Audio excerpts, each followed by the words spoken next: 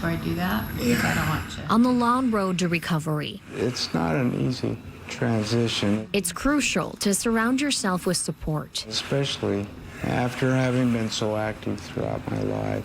For Kirk Francis, depending on others has never been his style. It's hard to be on the receiving end rather than on the giving end. The man who spent his life protecting others Serving as a special agent for the FBI. never felt that he could be vulnerable like he is now. I think if you let it get to you, it can be kind of depressing.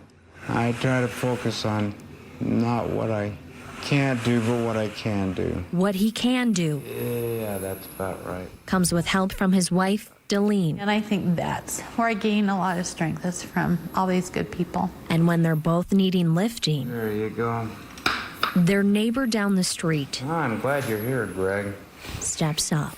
I'm glad to be here. I'm glad you're here, Kurt. Me too. You're a good man. Kirk is here today because Greg Fry was there for him. And I really, truly think that had it not been for his efforts, I wouldn't be alive today. Kirk may have lost all memory of the accident that put him in this chair, but Greg, Yeah, for sure. he hasn't.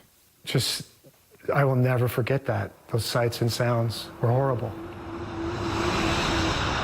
The two were on this stretch of I-15 last July, riding back from a motorcycle trip, when Kirk suddenly saw the semi brake in front of him. The sounds of his bike hitting, because then I lose sight of him, but I can still hear the car screeching, praying that he doesn't get run over. Greg did CPR on Kirk, keeping him alive until paramedics rushed him to the hospital, where it soon became clear that the path forward would be one that Kirk's never rode before. Oh, there we go. One of these days, I hope to be able to scratch my own face.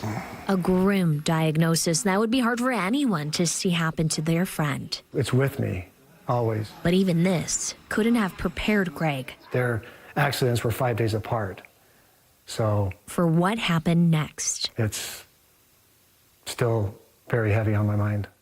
4 teens were in that car that police say was hit by a drunk driver. Another accident hit even closer to home. One 17-year-old girl was paralyzed from her waist down and had to have her legs amputated. My focus since July has been on Sarah. Sarah is Greg's youngest daughter, who at just 18 years old, despite the loss of her legs, hasn't lost her smile. I don't normally look at the negative side.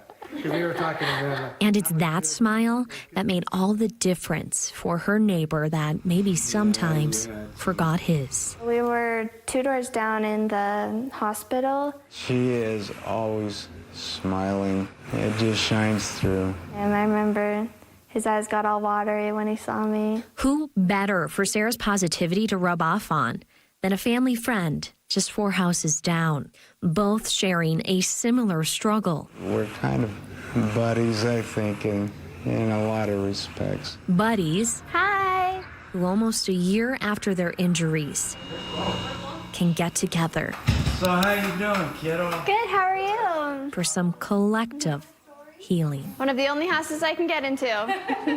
It was comforting having someone else to relate to so well. Together, the two families are taking it one day at a time. Time and friends and family will heal a lot of wounds. You're an inspiration. Thanks. Lifting each other up Well, I look up to you so much.